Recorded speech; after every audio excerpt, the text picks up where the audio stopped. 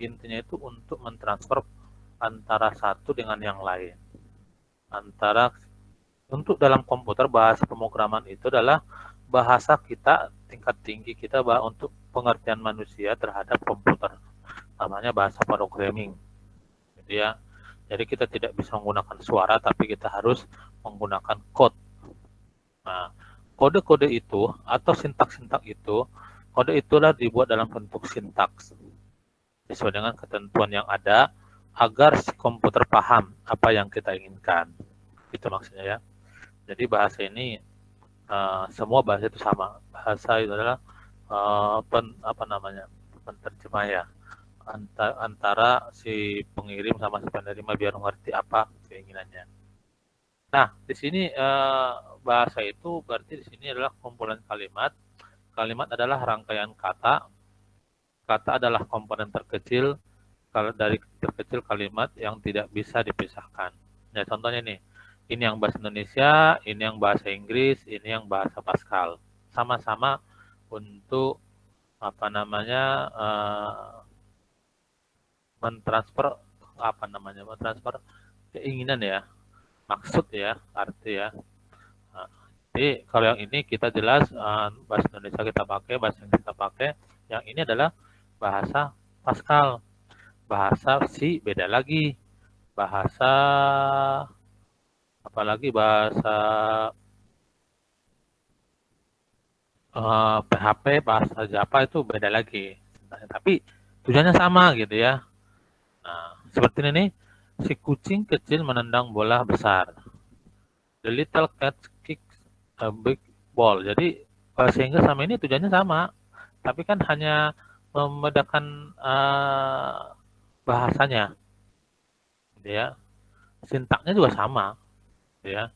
Nah, dalam bahasa Inggris sama. Kalau nanti di sini ada bahasa C++ atau bahasa Java atau bahasa yang lainnya, tujuannya sama gitu ya. Tapi sintaknya juga sama, cuma yang beda itu katanya.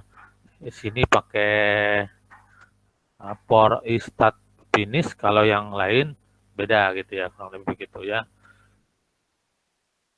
Nah, dalam bahasa pemrograman, kalimat dikenal dengan ekspresi dan kata sebagai token.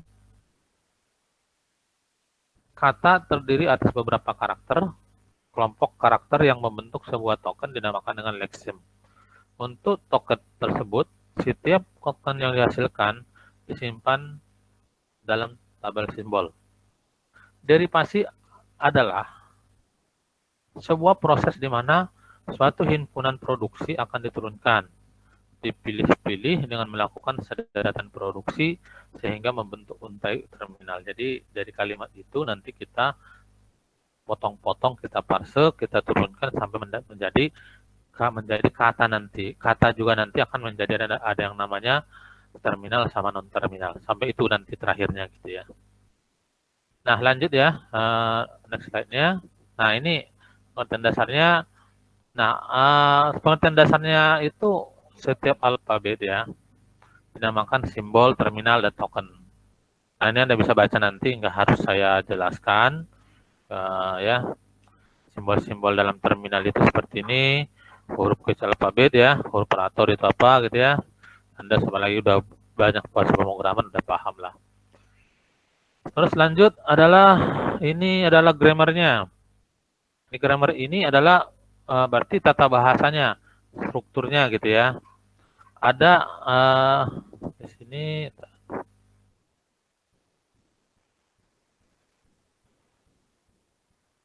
ya. Ini ada sebuah produksi lambangkan dengan alfa menghasilkan beta gitu ya.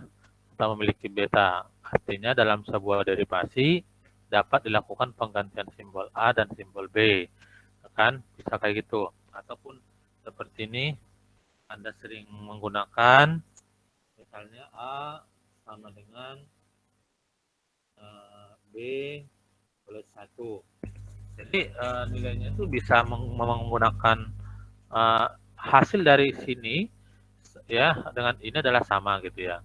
Cuma di sini operasionalnya, ini adalah hasilnya. Tapi dalam artian yang sisi kanan sama sisi kiri itu adalah sama posisinya, berarti antara kiri sama kanan adalah sama, makanya ada namanya equal ya, atau sama dengan ya, seperti itu. Berarti di sini juga alfa sama dengan beta itu adalah sama, kurang lebih gitu. Nah, simbol alfa dalam produksi berbentuk alfa memiliki beta, ruas kiri produksi, sedangkan simbol beta disebut kanan ya, itu jelas tadi. Terus yang selanjutnya, pengertian terminal berasal dari kata terminate atau berakhir. Berakhir. Maksudnya derivasi terakhir jika disentensial dikalimatkan, yang dihasilkan adalah sebuah kalimat yang tersusun atas simbol-simbol itu. Pengertian non-terminal berasal dari non-terminate, belum atau tidak, berarti kalau belum terminal itu belum berakhir. Maksudnya derivasi belum atau tidak berakhir jika sentensial yang dihasilkan mengandung simbol non-terminal. Ya, kurang lebih kalau kita ke sehari-hari, kalau mobil itu berhenti, kalau belum terminal ya nggak berhenti, harus nanti terakhirnya di terminal. Itu ilustrasinya seperti itu. Jadi nanti juga ada kata ini masih dalam kategori non terminal, berarti harus diturunkan lagi. Tapi kalau sudah menjadi terminal sudah tidak bisa lagi kita turunkan lagi. Nah ya gitu. Terus string adalah deretan terbatas finite sistem simbol-simbol. Sebagai contoh, jika A, B dan C adalah 3 buah simbol A, B, C, D, A, B, C, B adalah sebuah string yang dibangun dari ketiga simbol tersebut. Jika W adalah sebuah string, maka panjang string dinyatakan dengan W, yang didefinisikan sebagai cacahan banyaknya, sehingga menyusun string tersebut sebagai contoh. W sama dengan A, B, C, B, atau ini namanya, kita mengatakan sebenarnya ini yang tanda ini adalah apa ya, bobotnya gitu ya. Nilai W itu, nilai dari ini W itu adalah 4. Kenapa 4? Berarti ada 4 karakter A, B, C, D gitu ya. Seperti itu. Nah, lanjut. String hampa adalah sebuah string dengan sebuah simbol. String hampa dinyatakan dalam bentuk seperti ini. Ya, simbol E-nya juga bukan E biasa, atau dengan pangkat ya, seperti pangkat. Nah, simbol ini adalah sama dengan ini kosong, berarti kategorinya ini kosong. Ya, string hampa dapat dipandang sebagai simbol hampa karena keduanya tersusun dalam nol, not sebuah simbol. Nah itu ya, ini teoritis. Kadang kalian baca nanti kalau punya, kalau mau perdalam. Terus lanjut, grammar dalam klasifikasi Chomsky. Grammar G ya, G itu simbolnya dari grammar ya, didefinisikan pada 4 tuple. Ini formulanya. Silahkan nanti ini ada PN, PT, S, dan Q, dan dituliskan sebagai G, PN, PT, S, Q. Ini formula. Nanti kalau disuruh nanti ini harus ngikutin formula ini. Dan ini urutannya gitu ya. Keterangannya adalah PT itu adalah himpunan simbol terminal. Ingat, berarti T terminal, N itu non-terminal gitu ya. Nah, terus E itu elemen dari P, maksudnya itu S itu adalah simbol atau himpunan dari P yang ini ya, atau di sini disebutkan simbol awal atau simbol start. Terus ini Q adalah himpunan produksi. Nah, ini urutannya. Aturan produksi dinyatakan dalam bentuk alfa menuju beta, artinya A menurunkan B, beta gitu ya. Berarti simbol-simbol ini nanti dipakai ya. Makanya itu kalau kita menggunakan nanti pada saat di Optima Secret, apa namanya, lambang-lambang itu penting ya, bukan untuk di asal sembarangan gitu ya, ada maknanya ya dari situ.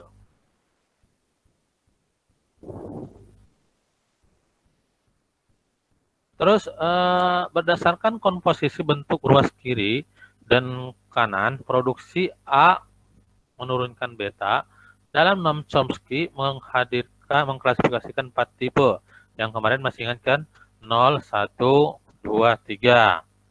Nah, seperti ini ininya. Unrestricted itu berarti kan cirinya itu adalah A, itu ya. Nah, ini adalah elemen ya. Titik, PN, astrik, ini yang nilai A-nya itu di atas dengan 0. Kalau sama dengan 0 berarti nanti dia bukan A tapi E ya, bentuk E tadi, simbol yang kayak mana tadi, yang bentuk E gitu ya, bukan E ini. Tadi ada yang E di atas tadi. Nah, grammar tipe 1 sensitif dengan namanya grammar 1 itu terkenal namanya CSG gitu ya, atau Context Sensitive Grammar. Nah, cirinya adalah seperti ini. Lihat yang bedain apa? Di sini A itu harus lebih besar dari 0. Di sini adalah A-nya itu lebih besar dari 0 dan lebih kecil daripada beta. Ini syaratnya. Terus, kalau yang namanya CFG, Context Free Grammar, dia di sini tidak ada syarat, gitu ya. Terus, kalau di dalam Regular Grammar, RG, itu ada ininya, apa namanya, aturannya. Dia di sini adalah bentuk penulisannya yang berbeda.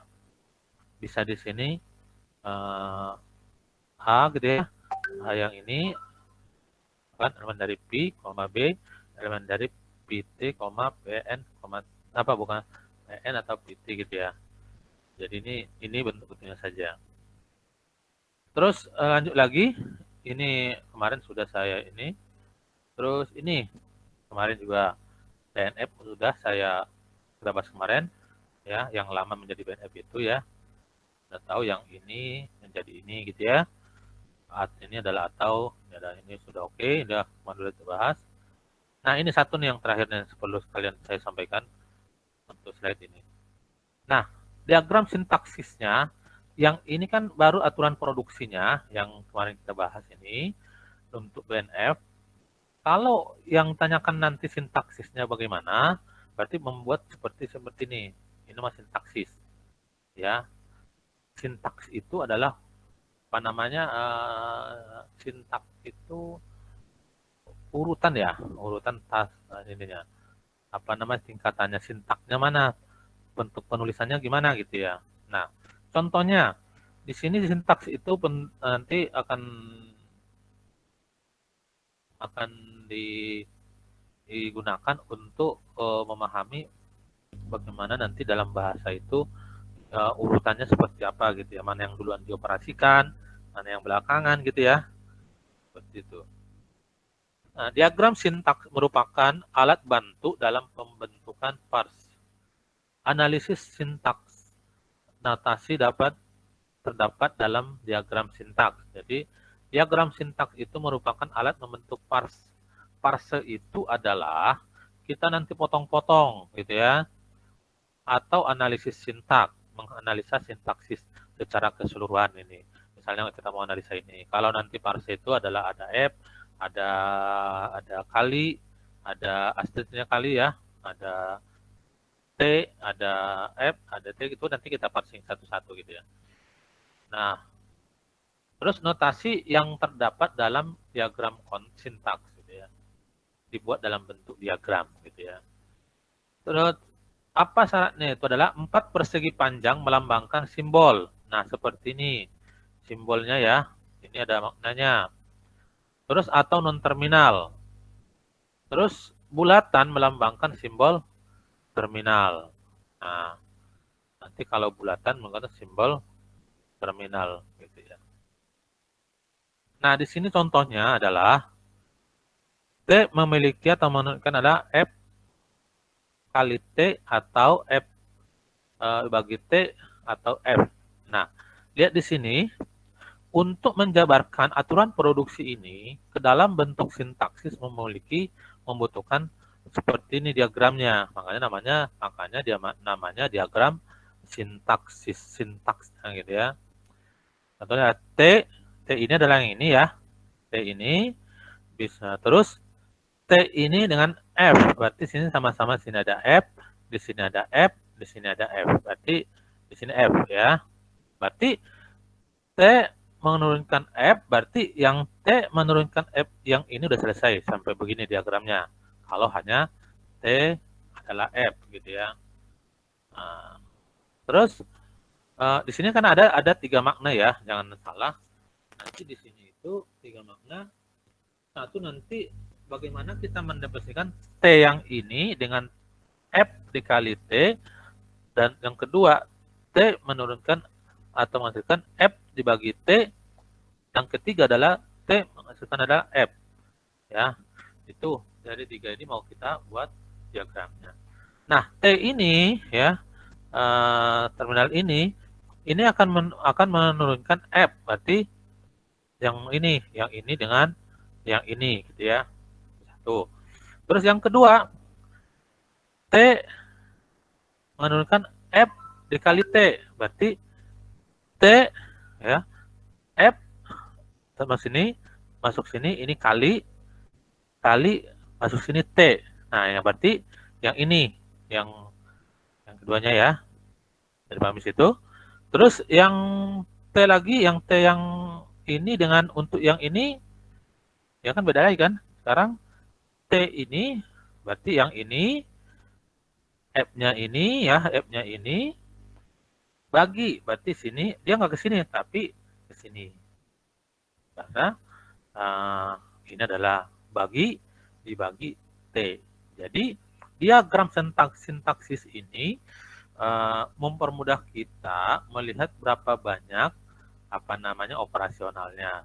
Bisa juga di situ, bisa juga kita untuk memahami seberapa dia jauh untuk melakukan proses. Kalau yang ini kan hanya sekilas saja nih, langsung ditulis aturan produksinya.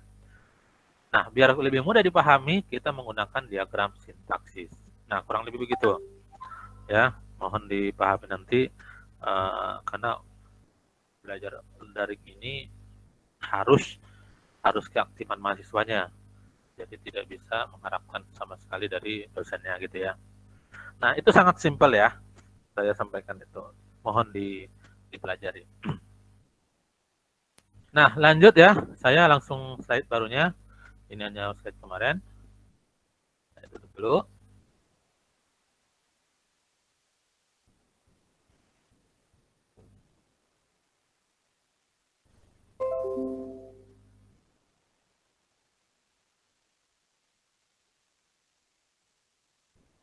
Oke, saya buka lagi.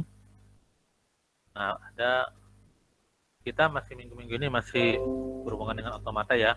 Memperdalam kalian juga nanti untuk masuk ke tahap berikutnya untuk teknik kompilasinya.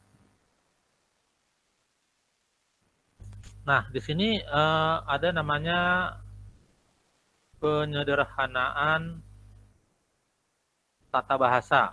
Berarti kalau ngomong ada penyederhanaan, berarti tata bahasa itu kompleks gitu ya. Jadi cara menyederhanakannya bagaimana gitu ya. Ya, tujuannya adalah apa? Adanya penyederhanaan tata bahasa itu adalah melakukan pembatasan sehingga tidak menghasilkan pohon penurunan yang memiliki kerumitan yang tidak perlu atau perlu produksi yang tidak berarti.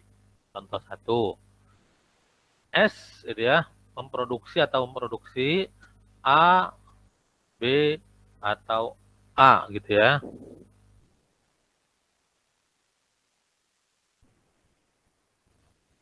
Aturan produksinya S berarti A menghasilkan AB, tidak berarti B tidak memiliki penurunan gitu ya. Seperti itu. Maksudnya ini adalah kenapa AB itu tidak berarti karena B memiliki penurunan, karena di sini kan nilai A-nya ini kan harus ada 2 di sini, B ini kan. H itu berarti A juga ininya turunannya gitu ya. Nah, ini terlalu simpel, yang ini aja. Yang contoh 2. Contoh 2 adalah S menurunkan adalah A, menghasilkan adalah bisa juga ya, menghasilkan A. A menurunkan B, B menurunkan C, C menurunkan D, D menghasilkan menurunkan A atau A. Tapi yang huruf besarnya ini punya makna ya, jangan salah. Yang huruf besar itu adalah bisa diturunkan selaku non terminal. Kalau yang kecil itu adalah terminal. Nah, di sini dia bilang sini adalah memiliki kelemahan terlalu panjang jalannya. Padahal berujungnya hanya menghasilkan S menurunkan A kecil, selesai sebenarnya. Atau produksi D menurunkan A, juga menyebabkan kerumitan. Nah, kalau ini berarti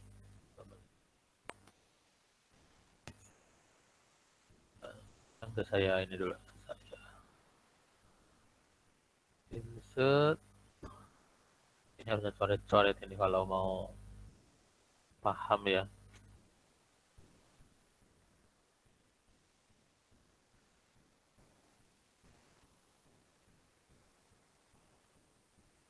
Caranya gimana ya? Buat hitung-hitung ya. Apa dicoret-coret ya? Saya belum pakai.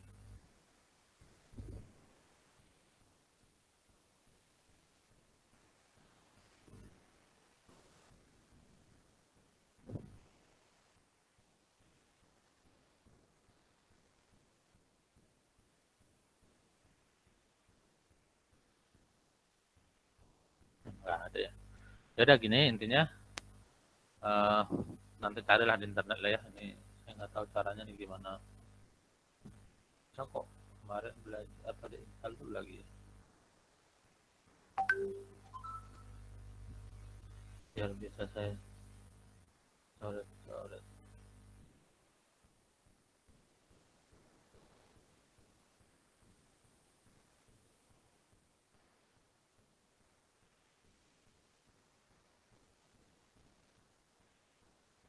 Paham ya udah lanjut aja. Jadi ini kan panjang nih ya, maksudnya gitu ya. Panjang dari perjalanan dari sini S menurunkan A menurunkan B, B menurunkan C, dan kan cukup nanti hasilnya seperti ini gitu ya. Itu maksudnya tujuannya menyederhanakan tata bahasa itu. Nah, caranya bagaimana gitu ya? Cara penyederhanaannya bagaimana? Yang pertama adalah menghilangkan produksi useless. Dalam artian useless itu adalah yang tidak berguna.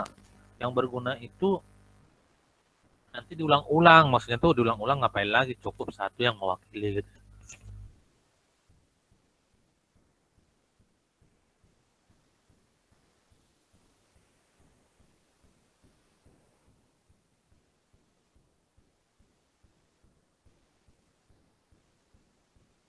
Terus yang kedua adalah menghilangkan produksi unit. Itu yang kedua. Yang ketiga adalah menghilangkan produksi yang simbol E ini adalah adalah tadi yang kosong ya, masih ingat ya.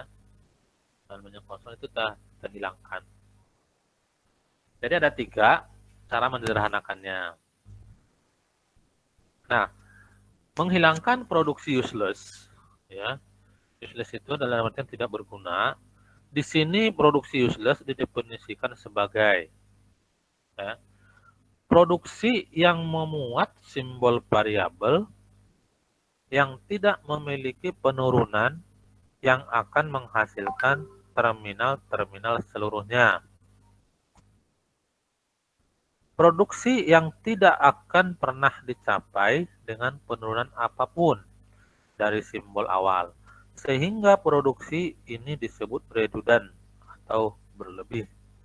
Nah, ini yang dikatakan useless.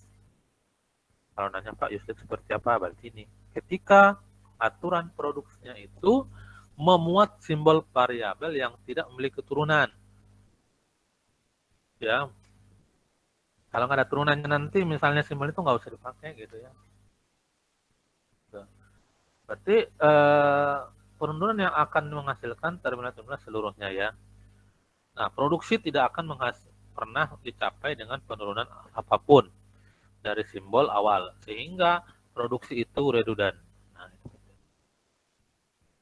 Nah, contoh, bisa Anda lihat sini, S menghasilkan A kecil, S besar, A kecil ya, atau A besar B kecil D kecil, atau B besar D kecil E kecil. A besar itu adalah A besar D kecil D A kecil. Ini artinya beda ya. Bisa sebutkan hurufnya saja ya. A kecil A besarnya kamu lihat ya di slide-nya. B itu adalah menunjukkan adalah B A atau A. Maka satu, simbol variabel A tidak memiliki penurunan menuju terminal sehingga dihilangkan. Berarti yang A ini ya, yang A ini tidak bisa diturunkan sampai ke non terminal. Makanya A ini disebut namanya useless. Seperti itu. Terus yang kedua, konsekuensi nomor 1 ini, aturan produksi dari S ini ya menghasilkan A, B, D tidak memiliki penurunan. A, B, D ini tidak memiliki penurunan. Ya, seperti itu. Kalau B punya penurunan enggak? Kalau yang ini ada, karena ada di sini B. Ya, seperti itu. Nah, coba Anda lihat di sini caranya menyederhanakannya. Penyederhanaannya menjadi, ya, ini masih yang dari sini ya. S-nya ini tetap, ya, simbol apa nama produksinya, simbol sering disimbolkan dengan S. Memproduksi A, S, A, dan B, D, E. Kenapa Pak nggak ada A, B, D-nya? Tapi tadi kan sudah dibuatkan bahwa itu termasuk apa namanya useless ya, yang tidak bisa diturunkan ke dalam bentuk terminalnya gitu ya, gitu.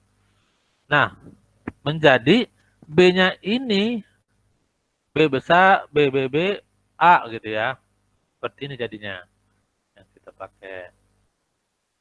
Nah, berarti kita menghilangkan langkah ada satu ini A besar A ini menghasilkan A, D, A gitu ya, menjadi 2K. Itu namanya penyederhanaannya.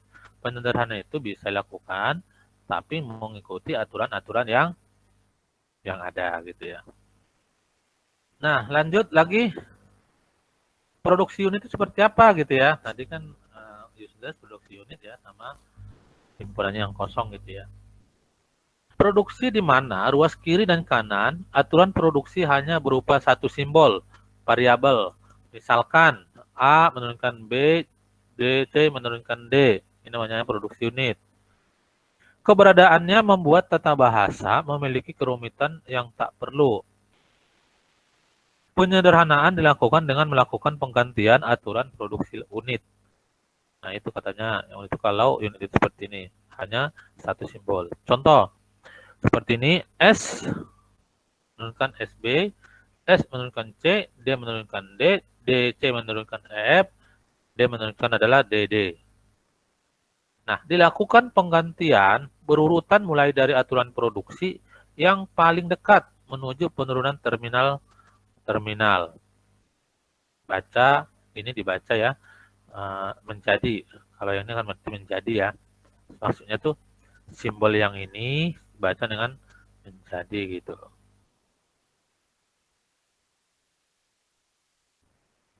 Ya, simbol yang ini dikatakan menjadi. C menghasilkan D menjadi C gitu ya. C menjadi C menghasilkan D. S menurunkan C menjadi S menurunkan DD atau EF gitu ya. Seperti itu. Nah, yang ini aja yang cara bacanya adalah menjadi gitu. Sehingga aturan produksi penyederhanaan setelah penyederhanaan adalah seperti ini. Tadi ini ada berapa langkah? 1, 2, 3, 4, 5. Di sini menjadi berapa? 1, 2, 3, 4, 5. Sama. Nanti coba lihat masih ada lanjutan. Sehingga aturan produksi telah benar adalah S menurunkan SB, S menghasilkan DD atau EF. C menghasilkan DD, C menghasilkan EF, C menghasilkan DD ini masih rincinya. Terus kalau nanti kita sederhanakan, ya sorry, ini kita tambahkan. Ini sebenarnya bisa seperti ini jadinya. Bentar ya. Saya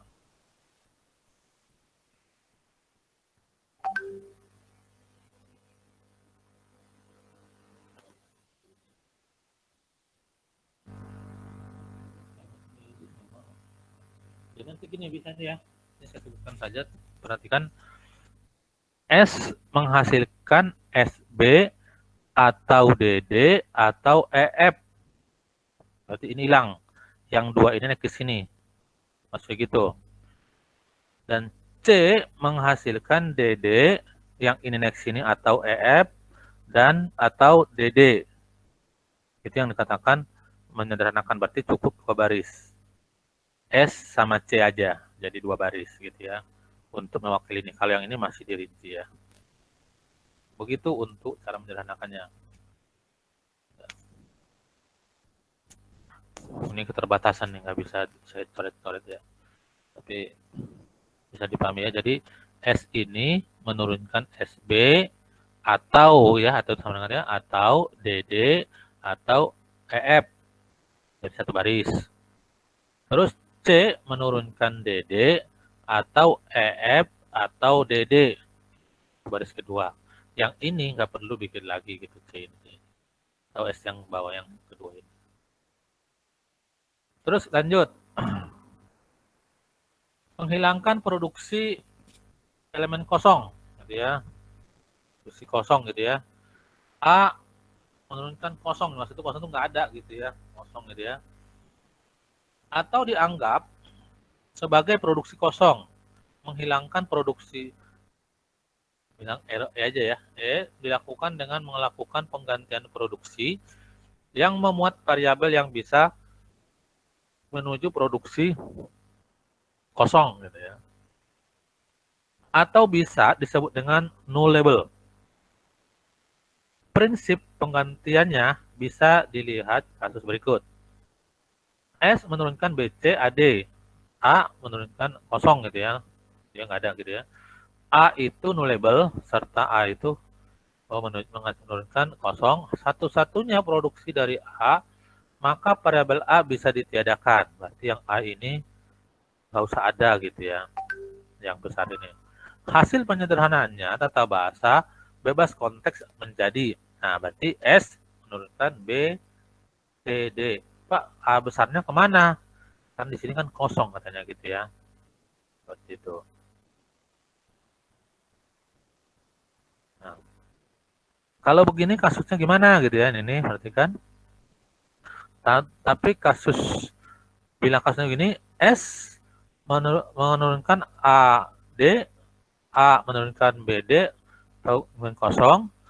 A itu kan nullable, tetapi A itu adalah kosong, bukan satu-satunya produksi A, maka hasil penyederhanaannya seperti ini. S menurunkan BC, BC ya, AD gitu ya.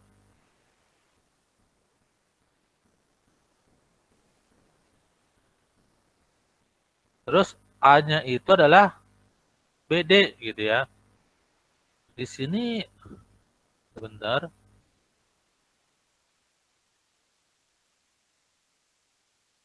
Ini salam ya deh. Ini begini. Jadi yang di sini BC AD yang maksud itu dengan kasus yang sama, apa dengan soal yang sama tapi kasusnya begini. Kalau yang ini kan BC AD, tapi dia A-nya itu adalah elemennya adalah B0. Kalau di sini A-nya itu masih ada BD, maksudnya gitu ya, atau dengan 0 gitu. Nah, di sini A nullable, tetapi A masih ada yang kosong itu, bukan satu-satunya produksi A. Maka dihasilkan penyederhanaan. S menurunkan BC AD, itu yang menjadi hasilnya.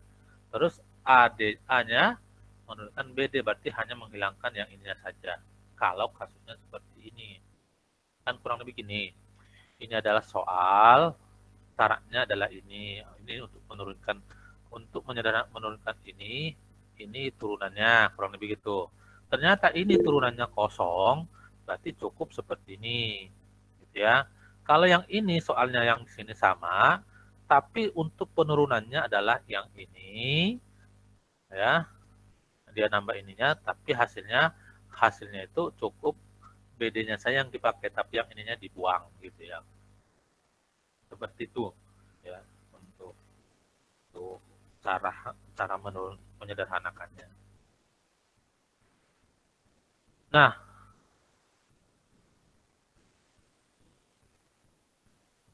terus praktek praktek dari ketiga penyederhanaan tersebut dilakukan bersama pada suatu tata bahasa berbasis konteks. Pre konteks language ya. Jadi ini dalam di normal Chomsky itu ada 3 itu ya masuk kategorinya. Ya, yang nantinya menyiapkan tata bahasa berbasis konteks tersebut diubah ke dalam bentuk norm Chomsky. Urutan penghapusan aturan produksi, hilangkan tadi sama ya, kosong, unit sama useless. Nah, seperti ini sudah tahu ini bagaimana contohnya ini ya. Nah, ini adalah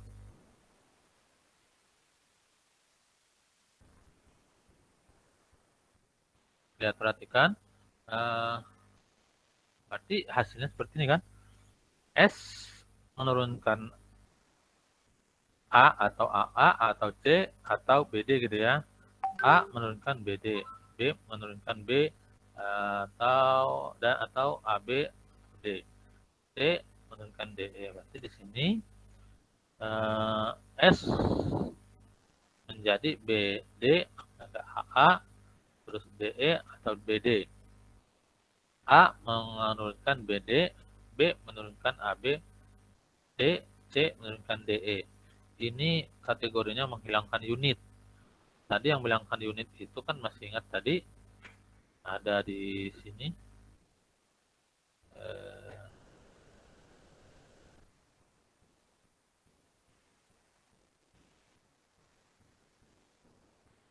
Useless. Nah ini ya menghilangkan unit ya. Unit ini dihilangkan gitu, maksudnya gitu lah, sederhanakan. Nah, menjadi ini gitu ya. Jadi kalau kita analisa sini, S ini berarti ngambil dia dari yang A ini kan menjadi BD. Ya, makanya sini BD. A ini BD, makanya diganti di sini menjadi BD, ingat. AA ini belum bisa gantikan. C ini, lihat C di sini adalah DE, makanya taruh di sini DE. BD tetap karena sudah menjadi terminal. Nah, gitu ya. Terus A jadi BD. B kan B B-nya ini kan tidak ada. Ya kan? Tidak ada. Maksudnya itu untuk diturunkan, makanya jadi hilangkan. Makanya yang jadi unit itu yang dihilangkan itu adalah B menghasilkan B ini. Menjadi berarti B menghasilkan atau AB dan D. C ini berarti menghasilkan DE. Kalau begitu. Yang ini adalah contoh kasusnya itu adalah menghilangkan unit dari B menurunkan B gitu ya. Yang ini diganti dengan nilai ini, yang ini diganti dengan nilai ini. Seperti itu untuk menyederhanakannya. Terus saat terakhir, last slide. Menghilangkan produksi unit bisa menghasilkan useless. Nah, dan bisa dengan useless. Terakhir dilakukan menghilangkan produksi useless. S menurunkan BD, AA, DE, BD. A sama dengan menurunkan BD, B sama dengan B menurunkan AB atau D. Berarti useless itu masih ingat tadi apa? Yang tidak ada penurunannya. Lihat di sini. C ini kan tidak ada hubungannya lagi kan? Kalau sudah ada di sini kan? Jadi C yang ini dibuang saja. C yang ini. Jadi cukup menjadi seperti ini. Tapi menggunakan konsep penyederhanaan menggunakan metode useless gitu ya. Seperti itu. Nah, hasil akhir aturan produksi tidak lagi memiliki produksi kosong, produksi unit atau produksi useless. Nah, nanti ini ujian nanti saya kasih satu soal seperti ini ya. Nah, buatkan nanti, silakan nanti dipahami. Ini nih. Mungkin itu dari saya. Ada yang mau ditanyakan? Sudah paham? Ini karena nggak bisa coret-coret, saya hanya menjelaskan dari yang ada gitu ya. Sudah di absen semua?